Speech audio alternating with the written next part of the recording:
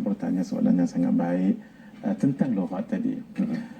Kalau kita sudah berusaha, sepatutnya kita berusaha untuk membaca cara lahjah Arab dengan sebutannya. Dan orang Melayu insya-Allah kita lidah kita ringan dan lidah kita lembut. Apa bahasa pun kita boleh. Kalau cakap Arab tu lebih Arab daripada Arab ni. Kalau orang putih tu lebih orang putih daripada orang putih. Saya pernah jumpa ada seorang pensyarah UAE dia. Masya Allah, kalau dia cakap orang putih tu dia punya sebutan tu kenyang, kita dengar kenyang. Gitu lah. Macam tak makan nasi. dia eloquent, dia panggil dia fasih. Baik. Contohnya orang Jawa contohnya. Memang ini diperbahatkan juga. Kadang-kadang membacanya itu dengan cara Jawa. Kalau sudah berusaha membaca cara Arab dengan tajwidnya pun dan sebagainya, tapi dah puluh tahun dah baca lagu tu, lalu dia pun baca cara dia, maka dimaafkan. Walaupun mengubah makna, walaupun kerana dia dah memang dah tak boleh nak ubah dah. Kalau tak, dia tak sembahyang dah lagu tu. Jadi dia maksud kata baca sekadar yang dia mampu membacanya. Adapun orang-orang yang ada akses dengan tuan-tuan guru, tok-tok guru, maka bersungguhlah membaca secara Arab. Dan sebutan pun sebutan Arab juga. Fasihnya pun sebolehnya fasih cara Arab juga. Tetapi la yukallifullahu nafsan illa wus'aha. Tidaklah seseorang itu, Allah Azza wa Jalla tidak mentaklifkan, membebankan seseorang melainkan dengan upaya dia, kemampuan dia.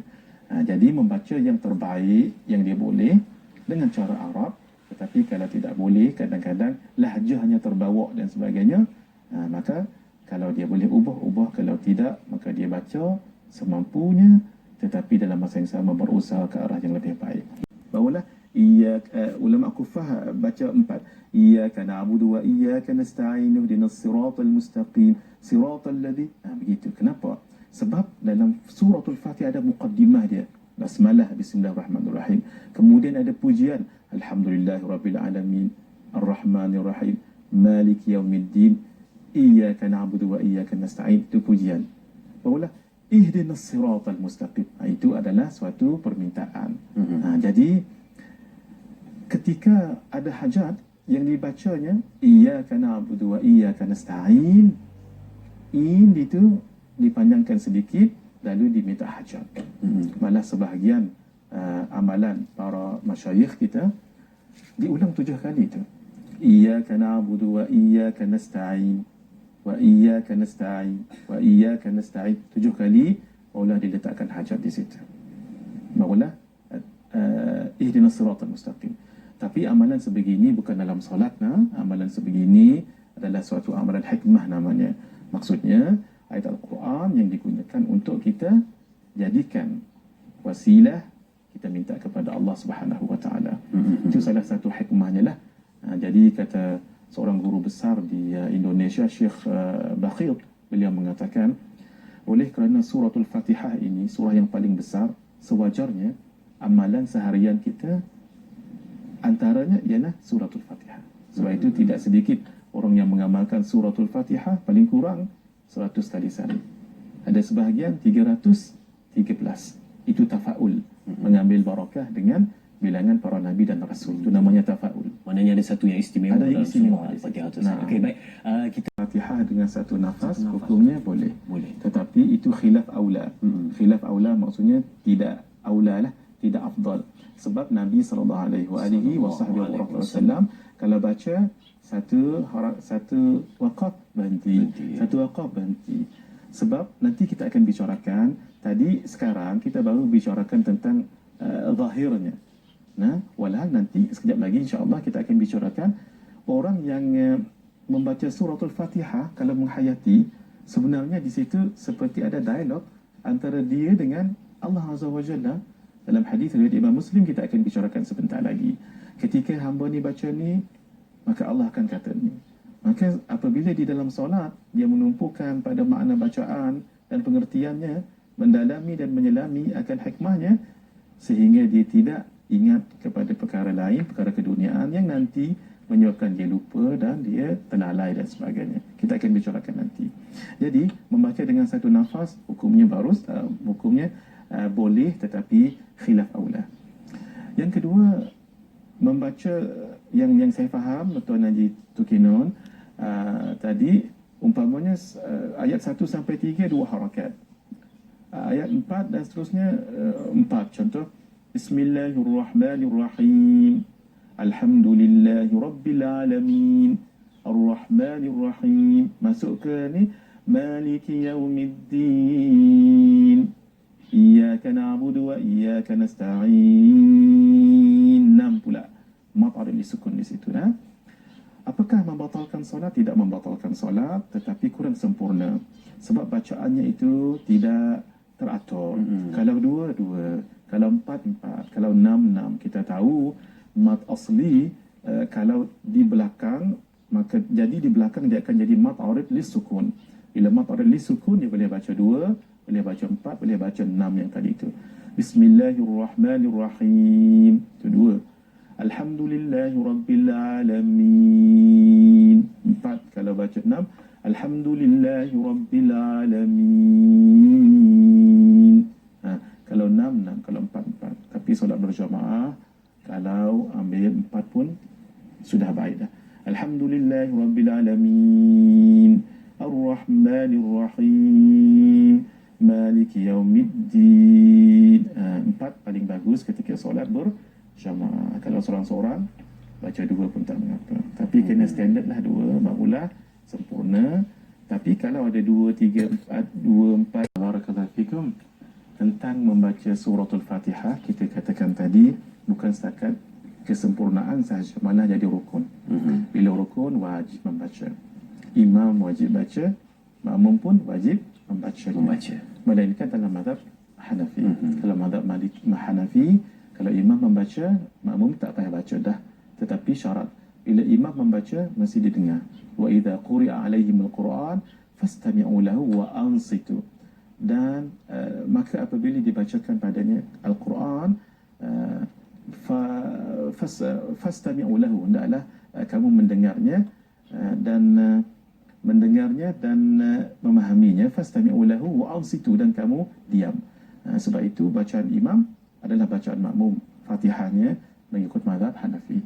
Tapi mengikut mazhab kita tidak. Wajib imam baca dan makmum membacanya. Baik.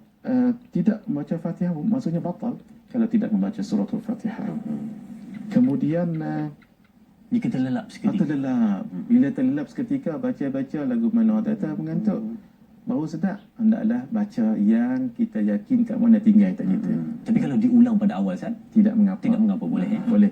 Tetapi kalau terlelap sekejap, kalau terlelap lama tak boleh. Terlelap lama dia kena baca daripada awal. Contoh Ar-Rahmanir-Rahim, terlelap Ustaz. Hendaklah dibaca Ar-Rahmanir-Rahim, Maliki Yaumiddin. Ataupun yang paling bagus, sebahagian ulama mengatakan hendaklah dibaca balik daripada Bismillahirrahmanirrahim. Kecuali batuk itu lain. Contoh Maliki Yaumiddin, kita pun batuk, ulang balik Maliki Yaumiddin, tidak perlu Alhamdulillah. Tapi ini berbeza dari segi masuk rukun. Begini, ketika seseorang itu membaca Ihdinas siratal mustaqim, dia merasakan telah habis, lalu dia pun rukuk. Ketika dia rukuk, Masya Allah, rupanya tak habis lagi Fatihah. Dia kena gostan balik, dia kena kembali balik qiyam dan membaca suratul Fatihah, bukan disambung Ihdinas siratal mustaqim, tak. Itu dikira dia kosong balik. Maka hendaklah dimulakan dengan Bismillahirrahmanirrahim semula. Dalam perbuatan sudah masuk rukun yang lain. Tetapi ketika masih lagi membaca, boleh diulang ayat yang dia berhenti. Baik, itu berkenaan dengan ma'ajarah, tetap kena baca juga. Walaupun sakit mulut, walaupun sakit lidah, tetap baca juga. Baca macam mana? Baca sekadarnya lah. Tak boleh baca dengan hati. Kalau sakit pun baca. Contoh sakit kat sini, Alhamdulillah Allah. Tak apa. Walaupun salah dari segi sebutan, salah tu bukan kita buat, tapi kerana memang gigi sakit ataupun bibir bengkak dan sebagainya. Tetapi tetap membaca. Dia kena qauli juga. Kalau dalam hati, batal surah Fatihah. Kalau tak diulang, batal rukun Fatihah. tidak diulang batal rakaat, tidak diulang batal solat. Yang kedua, ketika imam membaca suratul Fatihah, kita berzikir di dalam hati, tidak dituntut. Sebab apabila imam membaca suratul Fatihah, kita jangan zikir. Kita mendengar bacaan imam dan memperhalusi antara yang kita sebutkan tadi tu. Bila imam baca ni, apa yang harus kita ingat. Kalau paling-paling kurang lah, kalau tak boleh nak bawa hak kita cerita tadi tu Ustaz Azrin, dengan kupasan tadi tu, kalau tak boleh juga dah, paling-paling kita tahulah bila imam baca Alhamdulillahi daripada Bismillah ya, Bismillahirrahmanirrahim. Paling kurang kita tahulah dengan nama Allah yang Maha Pemurah lagi Maha Penyayang pun tak apa, terjemah lagu tu tak pun dengan nama Allah yang Maha Pengasih lagi Penyayang tak apa.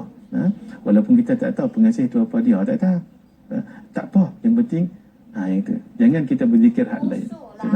Sebab hikmahnya kita mendengar dapat pahala dan kita memahaminya lagi boleh menyelami makna dan mendapat kesedapan memahaminya. Alhamdulillah sudah kita bicarakan suratul Fatihah dari segi fiqah dan dari segi hikmahnya, dari segi maknanya. Hadirin, kalau hanya sekadar membaca suratul Fatihah tapi tidak difahami artinya, tidak didalami maksudnya, ia akan seperti kosong begitu sahaja. Jadi kerana itu, marilah kita membacanya dengan benar, iaitu dengan tajwid tadi itu, menjaga rukun qaulinya dan semuanya, dan plus satu, paling kurang kita tahu apa artinya. Lebih dalam lagi kita memahami makna dan rahsia hikmah yang kita sebutkan tadi, supaya solat kita itu memang hidup suratul Fatihah itu. Baik. Dan ditutup dengan doa ringkas. Insya-Allah. Bismillahirrahmanirrahim.